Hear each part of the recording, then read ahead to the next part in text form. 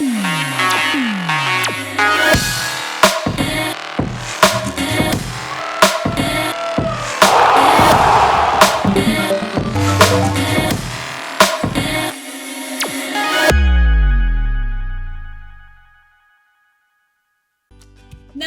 iGraspers, आपके साप्ताहिक समाचार कैप्सूल में आपका स्वागत है। कृतज्ञ हृदय महानता की शुरुआत है, यह विनम्रता का प्रतीक है। तो आज शिक्षक दिवस के अवसर पर अपने शिक्षकों और उनके प्रयासों के प्रति आभारी रहें, क्योंकि आपके हर कौशल के पीछे एक शिक्षक है जिसने हार नहीं मानी। आज के समाचार के मुख्य आकर्षण हैं: प्रधानमंत्री श्री मोदी ने पहला वाटर प्लस शहर बनने के लिए इंदौर की सराहना की। उच्चतम न्यायालय के 9 जजों ने एक साथ शपथ ली। हिमाचल प्रदेश 100% वयस्क लोगों को कोविड वैक्सीन की पहली डोज देने वाला पहला राज्य बना। चीन द्वारा बच्चों के लिए ऑनलाइन गेमिंग की समय सीमा 1 सप्ताह में 3 घंटे तय। स्वीडन ने दुनिया का पहला फॉसिल फ्री स्टील तैयार करके वोल्वो को सौंपा। शहरों में गर्मी की चेतावनी का मुकाबला करने के लिए हीट ऑफिसर्स की नियुक्ति। नासा के एस्ट्रोनॉट्स स्पेस में कैसे लिखते हैं? फिशर स्पेस पेन के बारे में जानें। टोक्यो पैरालंपिक्स में भारत का शानदार प्रदर्शन। क्रिस्टियानो रोनाल्डो एक बार फिर मैनचेस्टर यूनाइटेड में। और अंत में फन एंड फैक्ट सेगमेंट। चलिए अब शुरुआत करते हैं हमारे भारत के समाचारों से। पिछले हफ्ते श्री नरेंद्र मोदी ने मध्य प्रदेश के इंदौर शहर की सराहना की।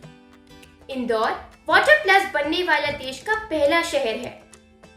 3 शर्तें पूरी करने पर कोई भी शहर वाटर प्लस शहर हो सकता है। वे हैं: 1.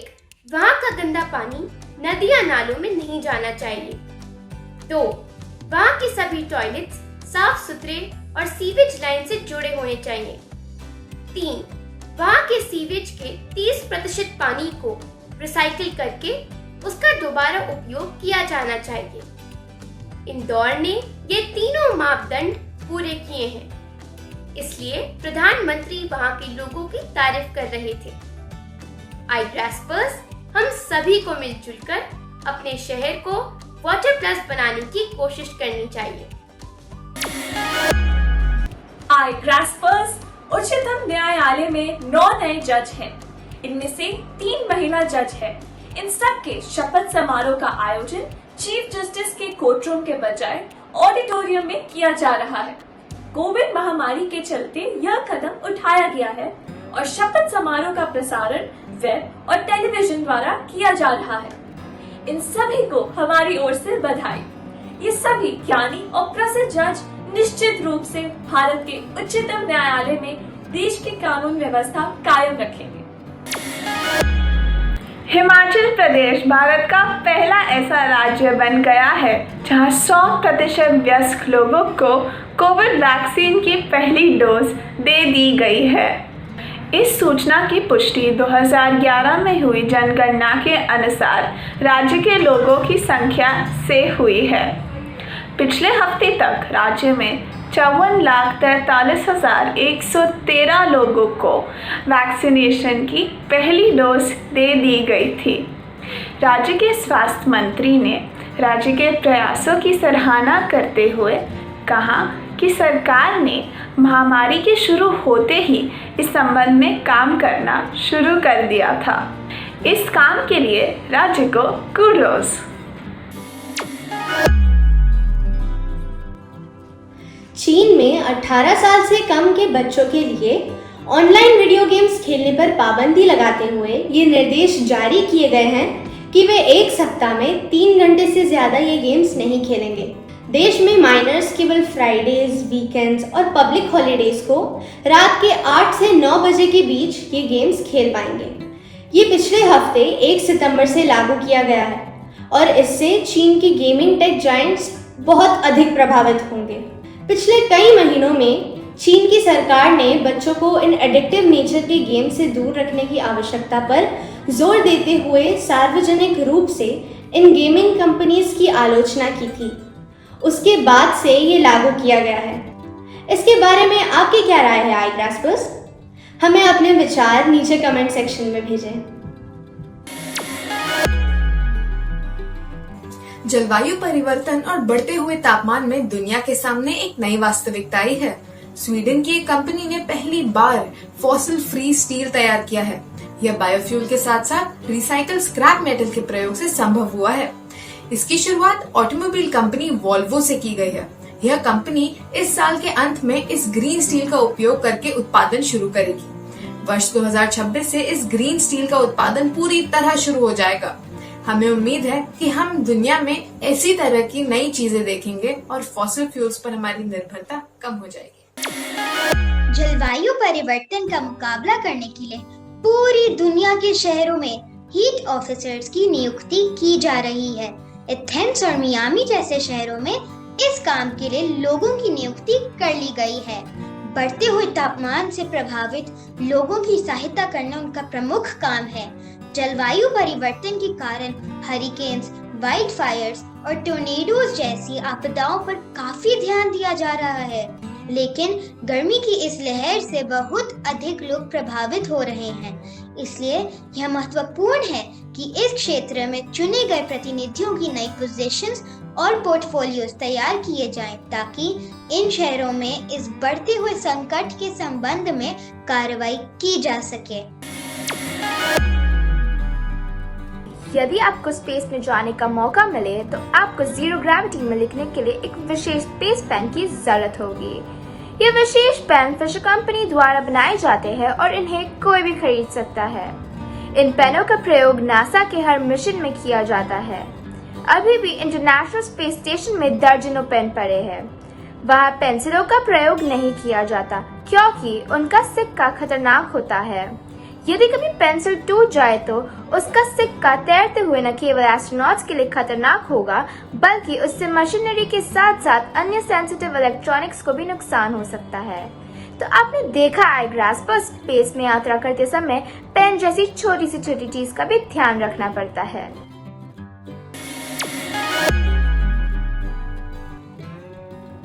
भारत ने पैरालंपिक में शानदार प्रदर्शन किया है और हमने कई इवेंट में ढेर सारे पदक जीते हैं।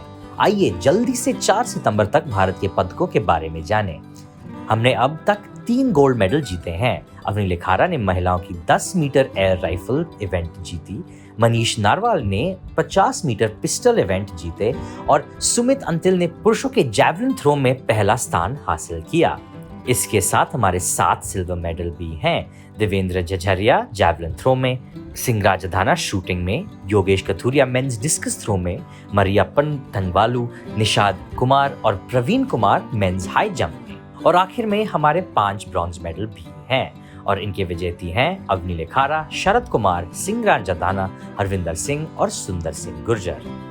भारत ने इस साल टोक्यो में बहुत अच्छा प्रदर्शन किया है और हम हर उस एथलीट को बधाई देते हैं जो देश को गौरवता करने में सक्षम थे। F1 के फैंस के लिए यह मायूसी भर दिन रहा, क्योंकि स्पा में होने वाली बेल्जियन ग्रां प्री को वह भारी बारिश के कारण रोकना पड़ा। ड्राइवरों के लिए खतरनाक स्थिति पैदा हो गई थी। बाद में यह रेस सेफ्टी कार से शुरू की गई, लेकिन खराब मौसम के कारण उसे 2 लैप्स के बाद ही रोकना पड़ा। शनिवार के क्वालिफायर्स की स्थिति में कोई बदलाव नहीं आया था। सभी रेसर्स को आधी पॉइंट दे दी गई थी। रेड बुल के मैक्स वर्स्टैपन पहले स्थान पर, विलियम्स के जॉर्ज रसल दूसरे स्थान पर और वर्तमान वर्ल्ड चैंपियन हैमिल्टन तीसरे स्थान पर रहे।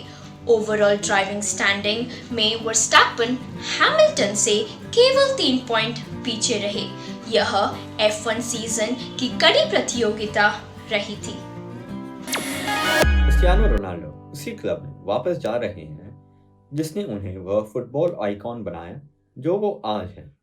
रोनाल्डो ने अपने वर्तमान क्लब यूवेंटस को बताया कि वे उनके साथ 3 सीजन तक खेलने के बाद उन्हें छोड़ना चाहते हैं। उनके पुराने क्लब मैनचेस्टर ने उनके साथ संपर्क किया और अब वे उसी क्लब में जा रहे हैं जो उन्होंने 17 साल की उम्र में ज्वाइन किया था।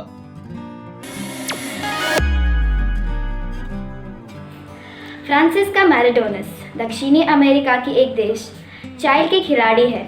वे व्हीलचेयर पर है और उन्होंने 2019 में शॉटपुट का विश्व रिकॉर्ड बनाया था। अब अमेरिकन कंपनी मैटेल उनके जैसे बारबी बना रहे हैं। कंपनी इस तरह बच्चों का परिचय एक अलग तरह के खिलौने से करना चाहते हैं। इस पैरालंपियन ने व्हीलचेयर पर टेनिस, शॉटपुटिंग, डिस्कस थ्रोइंग और जैवलिन खेलों के लिए अपने देश को रिप्रेजेंट किया था। मैराडोनस का कहना है कि इस नए बारबी के माध्यम से बच्चों को यह बताना चाहती हूँ कि कोई भी डिसेबिलिटी हमारे लक्ष्य पूरा करने में रुकावट नहीं होनी चाहिए। यह बहुत ही इंस्पायरिंग है ना iGraspers? यदि मैं आपसे कहूँ iGraspers कि आप खेत और खाद के बिना ही एक किसान बन सकते हैं तो आप शायद इसे मजाक समझेंगे। 21वीं सदी में लोगों ने जल कृषि नाम की इस तकनीक का प्रयोग करना शुरू कर दिया है। इसे हाइड्रोपोनिक या वर्टिकल फार्मिंग कहा जाता है। कृषि की इस तकनीक में कमरों में ही एक के ऊपर एक शेल्फ्स पर पौधे उगाए जाते हैं। इन्हें एक विशेष तरह की लाइट दी जाती है जो सूर्य की किरणों के समान होती है। साथ ही इन्हें पूरे दिन में बीच बीच में पानी दिया जाता है। कई हाइड्रोपोनिक फार्मर्स तो आर्टिफिशियल इंटेलिजेंस के प्रयोग से यह भी पता लगाते हैं कि किस पौधे को कब और कौन से न्यूट्रिएंट्स या मिनरल्स की जरूरत है। इस तरह की खेती शहरी इलाकों में लोकप्रिय हो रही है क्योंकि वहाँ खेती के लिए जमीन की कमी है। यदि आपको हाइड्रोपोनिक फार्मिंग में रुचि है तो आप अपने घर एक छोटा सा पौधा लगाकर इसकी शुरुआत कर सकते हैं। इस सप्ताह का मुहावरा है नजर रखना, जिसका मतलब है निगरानी करना। पुलिस सदैव शातिर चोरों पर अपनी नजर रखती है। बूझो तो जाने, बड़े बड़े VIP मुझे देखकर रुक जाते हैं और जो ना रुके वह पुलिस के डंडे खाते हैं। बताइए मैं कौन हूँ? ट्रैफिक सिग्नल की लाइट। पहचानो कौन? ये अमरीकी गायिका, संगीतकार और अभिनेत्री डेस्टिनी चाइल्ड का एक हिस्सा थी जो सबसे अधिक सफल गर्ल बैंड था और पूरी दुनिया में उसके 85 मिलियन रिकॉर्ड बिके थे।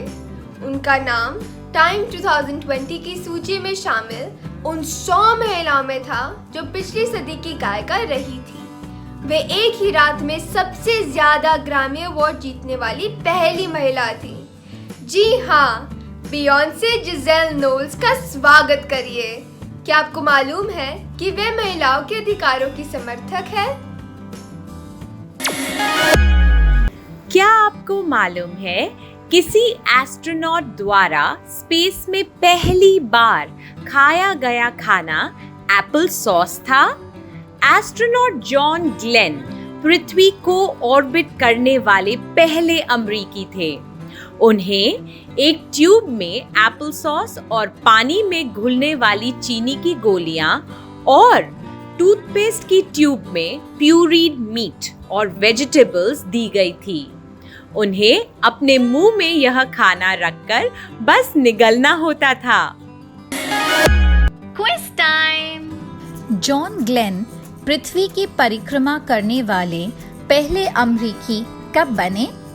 अपने उत्तर contact us at igrasp.com पर लिख भेजिए।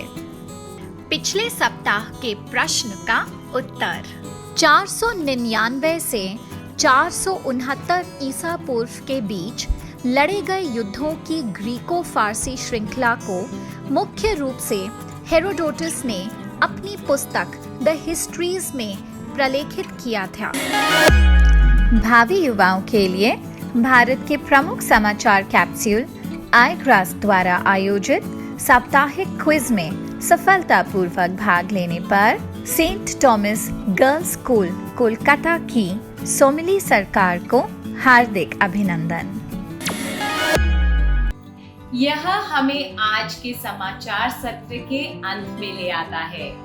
कृतज्ञता उन सबसे कम आंका जाने वाले तरीकों में से एक है जिसका उपयोग कोई भी अपने जीवन को समृद्ध बनाने के लिए कर सकता है। इसलिए हर गुजरते दिन के साथ आपको समझदार और मजबूत बनाने के लिए भगवान को धन्यवाद करें। आपसे अगले हफ्ते मिलते हैं। नमस्ते।